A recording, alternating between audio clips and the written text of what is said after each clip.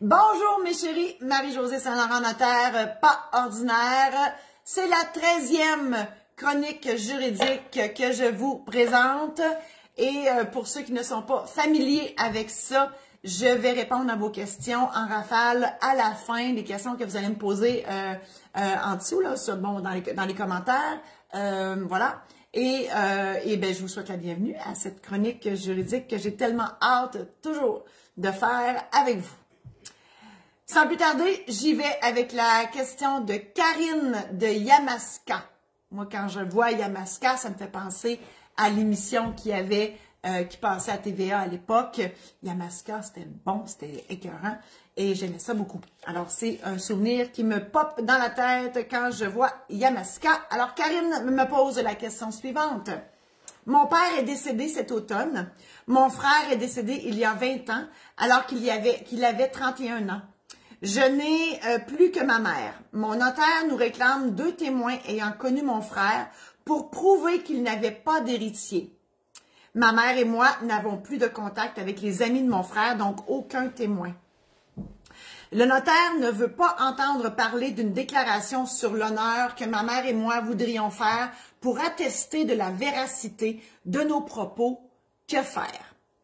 Karine, je comprends que, premièrement, mes sympathies pour le décès de ton père. Je comprends que ton père il est probablement décédé sans testament et le notaire, voulant régler cette succession-là, veut savoir qui sont les héritiers. Et ton frère étant décédé, on veut savoir effectivement s'il y a eu des enfants parce que les enfants hériteraient à la place de ton frère.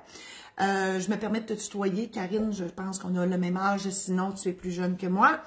Et je ne comprends pas moi non plus pourquoi, parce qu'à un moment donné, c'est sûr qu'il faut arrêter. L'idée, là, quand on règle une succession, c'est qu'on prend la photo des héritiers, donc de ceux qui sont là au moment du décès. Et là, on sait que ton frère est décédé, donc au moment du décès de ton père, qui sont les héritiers en regard au Code civil? Et là, tu me parles de ta mère.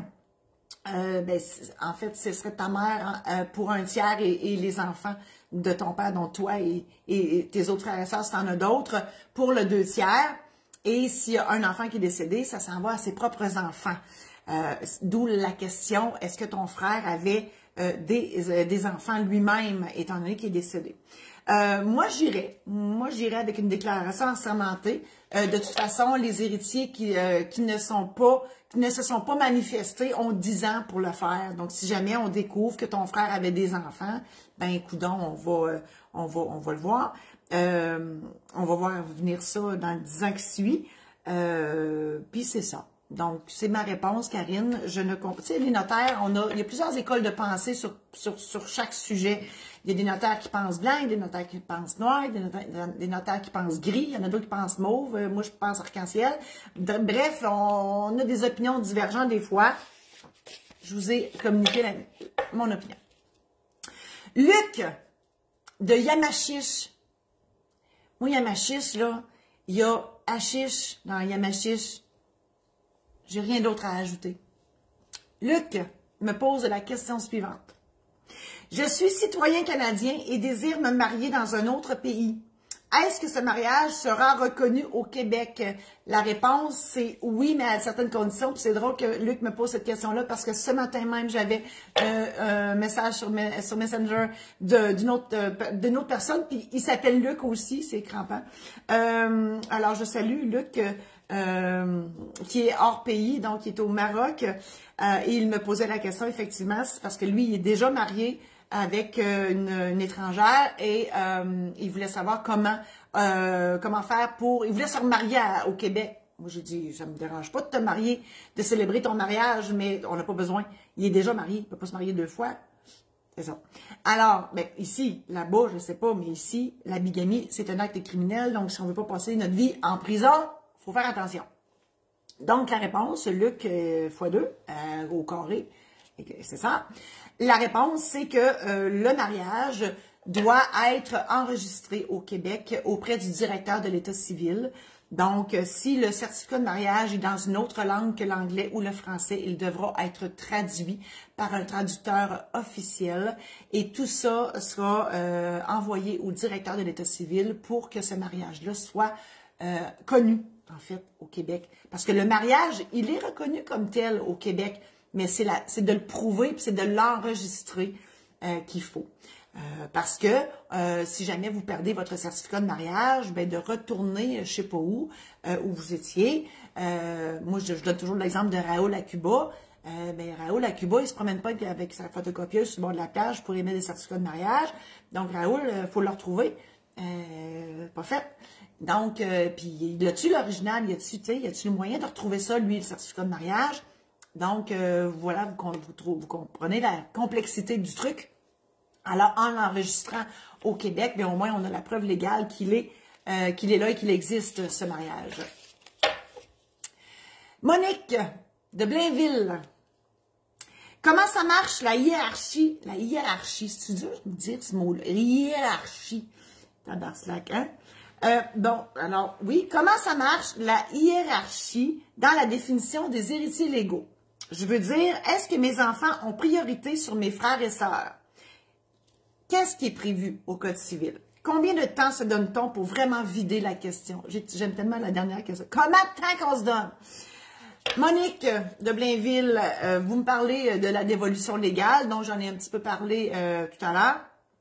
Alors, effectivement, pour savoir qui hérite, il faut prendre la photo au sens figuré des héritiers, donc qui existent au moment de votre décès.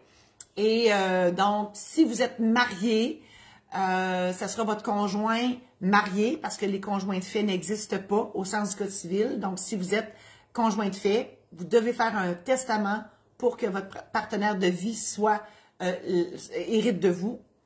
Donc, si vous êtes marié et que vous avez des enfants, 1/3 au conjoint, 2/3 aux enfants.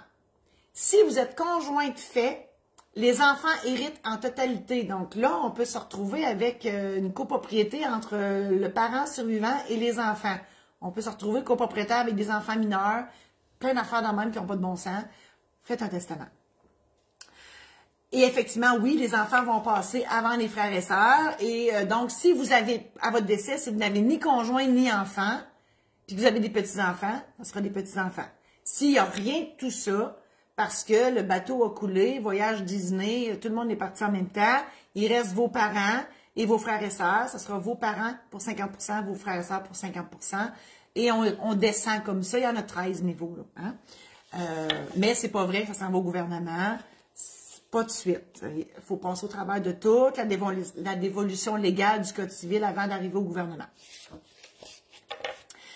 Nicole de Candiac. Candiac. Ça me fait rire ça aussi, mais je sais pas pourquoi. Candiac. On dirait que ça ressemble à un patois. Et Candiac. C'est le yak. Candiac. Hein? Il y en a d'autres patois qui finissent en ac. C'est ça. Si un conjoint de fait est l'unique propriétaire de la résidence familiale, peut-il la vendre ou l'hypothéquer sans le consentement de l'autre? La réponse, c'est un gros oui. Parce que les conjoints de fait, je l'ai dit tantôt, ça n'existe pas au sens du Code civil. Donc, vous êtes propriétaire unique en fait, là, Nicole, c'est votre conjoint que je comprends, qui est l'unique propriétaire. Il peut faire ce qu'il veut. Il peut vous sacrer dehors, il peut faire n'importe quoi, il peut l'hypothéquer, il peut tout faire. Vous n'avez aucun droit. Parce que c'est pas le nombre d'années d'union de fait qui donne un droit de propriété, même pas le mariage fait pas ça, imaginez.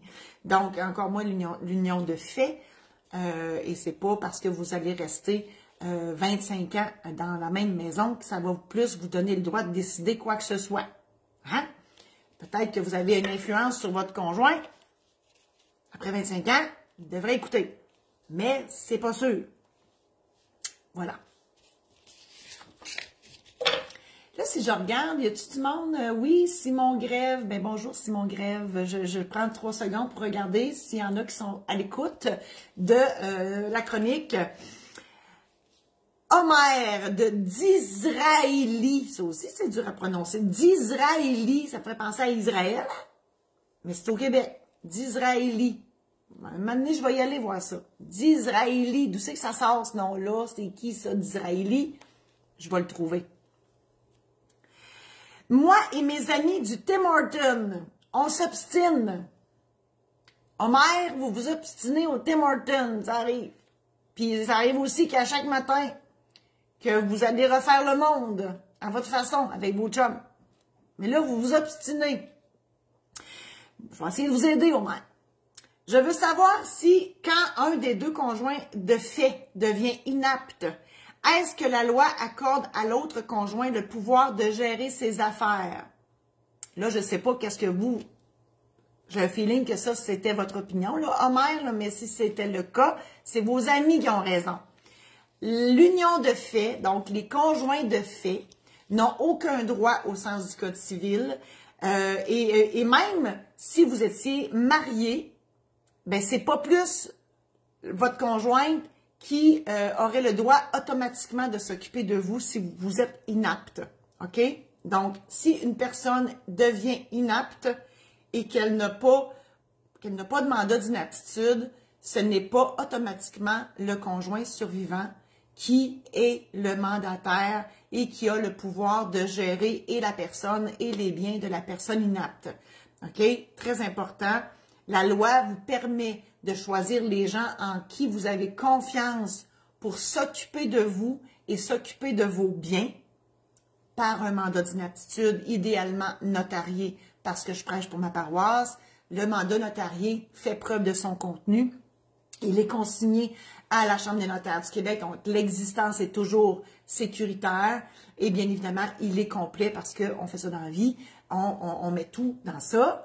Et par contre, il devra être homologué par la Cour, hein, que le mandat d'inaptitude soit notarié ou sous seing privé, il devra être homologué par la Cour et c'est le moyen de faire pour que ce soit réellement le conjoint ou la conjointe qui soit votre mandataire.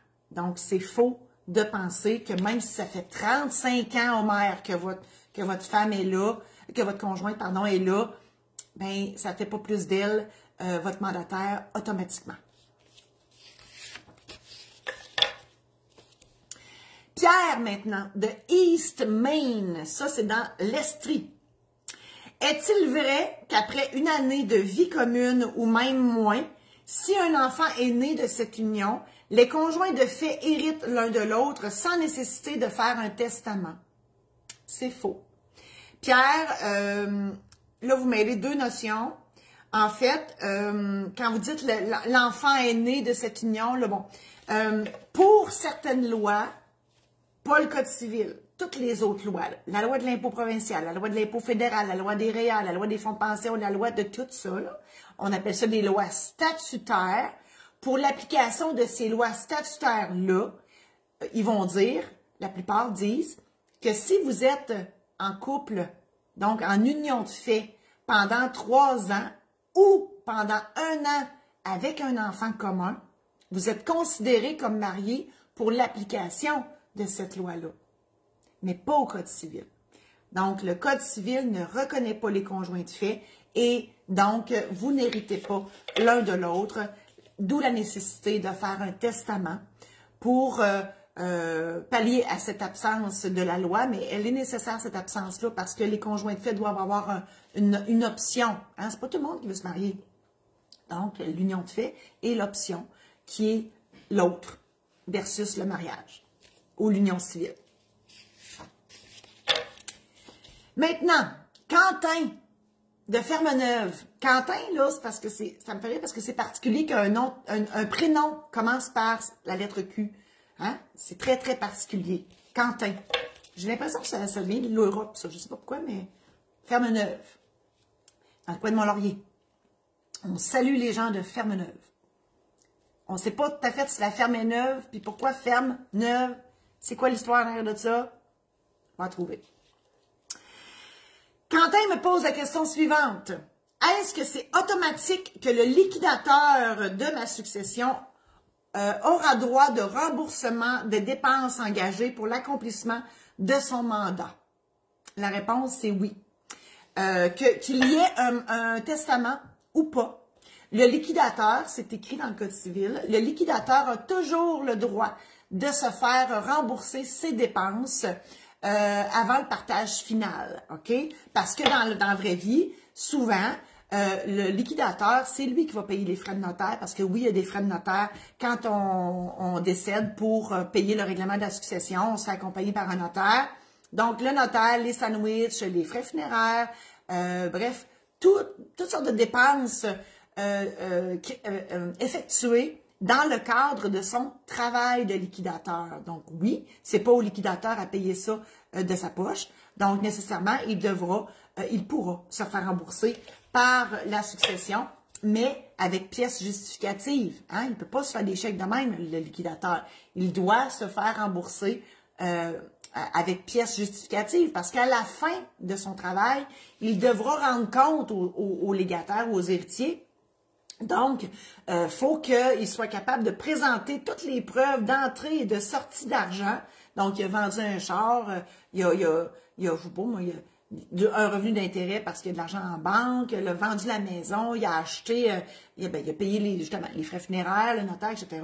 Donc, tout ça fait en sorte que, en bout de ligne, les plus et les moins justifiés, dont le remboursement des factures payées par le liquidateur, il faut que ça balance avec le chèque qu'il va faire à la fin à chacun des héritiers. Si ça ne balance pas, ils vont poser des questions et le liquidateur a intérêt à donner les bonnes réponses.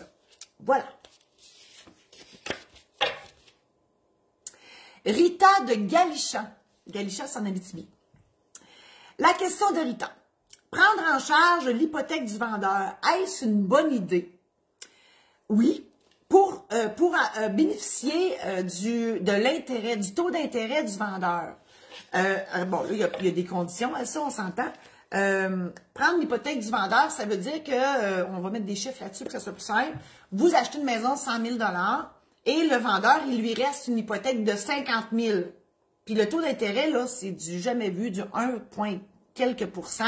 Là, vous dites, hey, au lieu de contracter une hypothèque de 95 000 à 5-6 %, pourquoi que je continuerai pas? Bonjour, Mme Saint-Onge.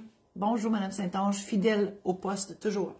Donc, pourquoi ne pas bénéficier du 1 point quelques % du vendeur sur son hypothèque? C'est bien beau. Mais le vendeur, lui, là, il veut pas être dans le décor encore. Lui, le vendeur, il veut se faire libérer par l'institution financière.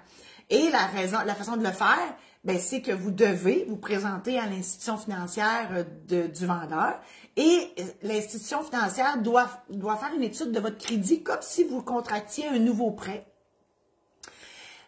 pour savoir si vous avez les moyens de rembourser ce prêt-là et surtout pour être capable de libérer le vendeur parce que sinon, le vendeur va rester là puis il va toujours se servir de caution. Donc, si vous ne payez pas votre hypothèque, ben, c'est le vendeur qui va être obligé de reprendre la maison et de repayer l'hypothèque. Bon, on revient au point de départ, ce qui n'est pas une bonne idée.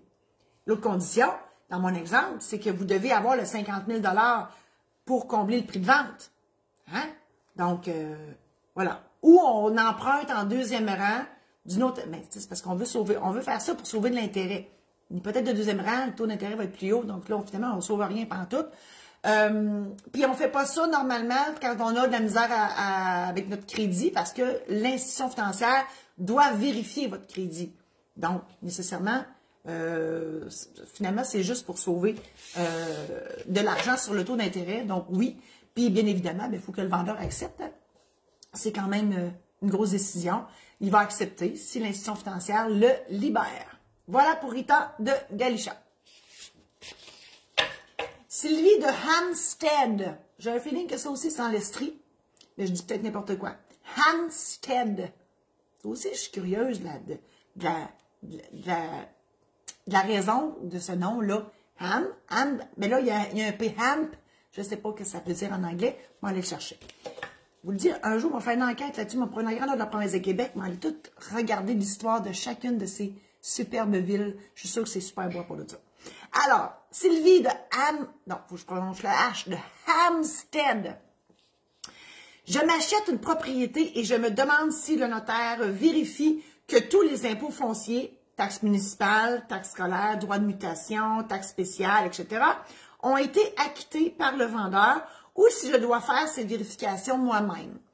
Sylvie, au prix que je charge, je fais la job. OK? Donc, effectivement, c'est le travail du notaire de vérifier si le propriétaire d'avant a payé ses taxes, y compris la taxe de bienvenue ou le droit de mutation, comme il m'a appelé, parce que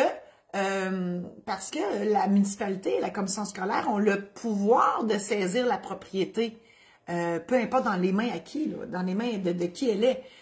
Donc, si le vendeur n'a pas payé ses taxes depuis 1900 tranquille, puis que personne ne vérifie, et vous, Sylvie, vous prenez cette maison-là, puis vous vous ramassez avec 10 000 de taxes qui ne vous appartiennent pas, mais vous allez payer parce que vous ne voulez pas vous faire saisir votre propriété. Là, la question, c'est comment ça que la municipalité a dormi au gaz? Non, ça se peut pas parce que à chaque année, et si vous ne payez pas vos taxes, ils vont vous envoyer un avis. Mon Dieu, mon téléphone sonne. J'ai oublié de mettre ça. Je suis désolée. Mon Dieu, ça a dû vous sonner dans les oreilles, cette histoire-là. Je suis désolée. D'habitude, je le ferme. Puis là, ben, j'ai oublié. C'est les joies du direct. C'est ça. Et voilà. Alors, je continue. Donc, oui, la ville ou la commission scolaire ont le droit, Nathalie Pelletier, bonjour, ont le droit de saisir la propriété pour le non-paiement des taxes. Donc, ça veut dire que vous seriez obligé, vous auriez intérêt à rembourser les taxes pour garder votre maison. C'est sûr, vous auriez un recours contre l'ancien propriétaire et certainement contre le notaire pour ne pas avoir vérifié tout ça. Voilà, c'est ma réponse pour Sylvie de Hampstead. Simon, Daniel et Nathalie, vous qui êtes présents, si vous avez... J'ai un message, avez-vous entendu Fit You? Je suis sûre que vous l'avez entendu. Martine, il l'entend-tu? Il l'entend, hein? Ben oui. Ça, j'ai demandé ça à mon chum, parce que c'est mon chum d'habitude qui m'écrit là-dessus avec des petits messages textes. Ça, c'est pas j'ai un message vocal. Puis moi, ben j'aime ça, le Fit You, il est pas là. Fait que je me dis, mon Dieu, quand je me fais Fit Youter, ben Fit Youter. Dans le dictionnaire du petit Saint-Lô, ça, dans mon dictionnaire, Fit Youter. Ben, c'est ça. J'ai l'impression qu'il me siffle. C'est niaiseux de même. Oh mon Dieu, hein? Je me dévoile. Dernière question. Oh, j'étais en train de vouloir vous dire à Simon, Daniel et Nathalie, si jamais vous avez des questions à me poser, n'hésitez pas à le faire maintenant. Puis je vais, parce que là, c'est la dernière question. Puis après ça, je vais pouvoir répondre à vos questions si vous en avez. Puis vous n'êtes pas obligé non plus, là. Juste si vous en avez. Thérèse, d'Inverness. C'est au Québec, ça. Inverness. Moi, je lis ça, là, puis je pense au monstre de Loch Ness, là, puis je le vois, là. Oh oui, le monstre, là, dans le lac, là. Inverness. C'est ça. Thérèse, si j'ai trouvé un testament dans les papiers personnels de mon frère, est-ce que je suis quand même obligée de faire la recherche testamentaire? Bon. Là, Thérèse, je présume que votre frère est décédé. Mes sympathies. Puis là, vous avez effectivement été chercher dans ses papiers pour trouver un testament. Et là, vous avez... c'est sûr. Là, la question, c'est faut-tu faire une recherche testamentaire? Mais oui. Parce que votre frère, ben ça se peut qu'il ait fait un autre testament par la suite. On faut toujours, dans le cadre du règlement d'une succession, faire la recherche testamentaire à la Chambre des notaires du Québec et au barreau du Québec. Vous pouvez la faire vous-même. C'est plus compliqué, ça coûte plus cher puis c'est plus long, mais vous pouvez le faire vous-même. Sinon, on se fait un plaisir de le faire et de vous accompagner donc dans le règlement de cette succession-là. Pardon. Et tout le monde va vous demander ça. Tout le monde va vous demander les certificats de recherche testamentaire de la Chambre des notaires et du barreau du Québec. Parce que moi, je prépare des kits. Okay? Quand quelqu'un décède, au liquidateur, je prépare le kit qui est composé d'une preuve de décès, du certificat de recherche testamentaire de la Chambre des notaires du Québec, l'autre du barreau du Québec et la copie du testament qui est inscrite dans le certificat de recherche testamentaire. Si c'est un autre notaire n'importe où au Québec, ben c'est pas compliqué, on communique avec ce notaire-là, on lui envoie la preuve de décès et le certificat de recherche pour lui montrer qu'on a fait nos devoirs, et il va nous envoyer une copie certifiée conforme du testament. Donc, c'est ça l'avantage d'avoir un testament notarié, c'est qu'on a toujours accès à l'existence du document. Donc, quel notaire, si le notaire a pris sa retraite, ben c'est quel notaire qui a ça. Voilà.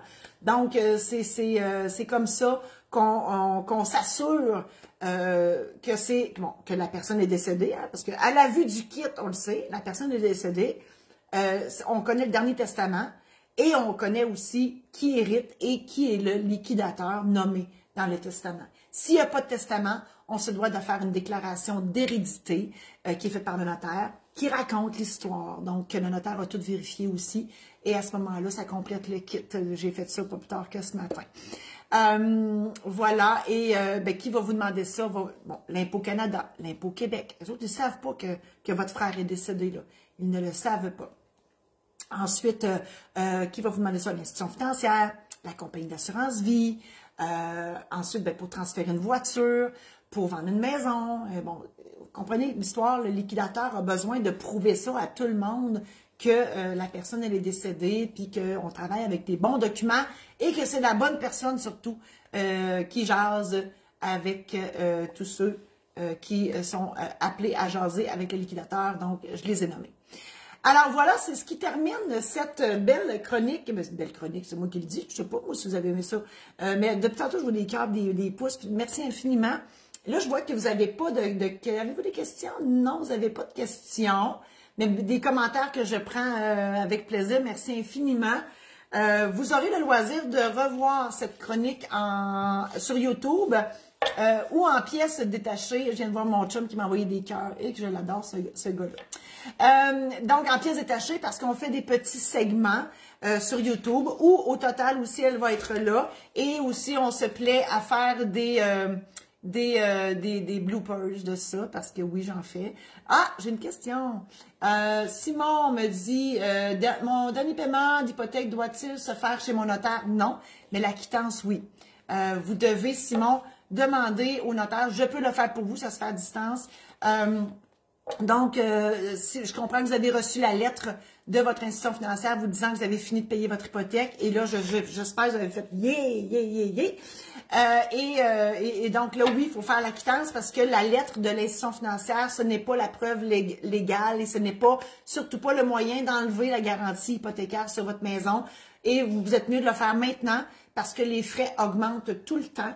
L'institution financière peut pas perdre, mais peut remiser très, très loin dans ses sous-sols votre dossier. Si vous demandez la quittance dans 20-30 ans d'ici, ça se peut qu'ils cherchent longtemps, puis c'est plus long, puis c'est plus compliqué, puis bon. Donc, pourquoi faire après-demain ce qu'on peut faire aujourd'hui? Donc, aujourd'hui, maintenant, demandez votre quittance au notaire de votre choix dans la province de Québec. Alors, merci infiniment d'avoir assisté à cette chronique juridique.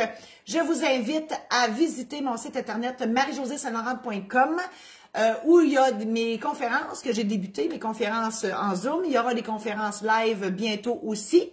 Plein de programmes en ligne sur tous les sujets dont je traite dans mes chroniques, que ce soit pour l'achat d'une maison, que ce soit pour faire votre testament, mandat d'inaptitude, aide médicale à mourir, le mariage et le règlement des successions. J'ai aussi une formation en démarrage d'entreprise, le côté légal, et dépenses bêtes. Bref, une foule d'informations accessibles sur mon site internet. Et vous pouvez toujours communiquer avec moi pour une consultation à info@marie-josée-saint-laurent.com. Merci et bonne fin de journée.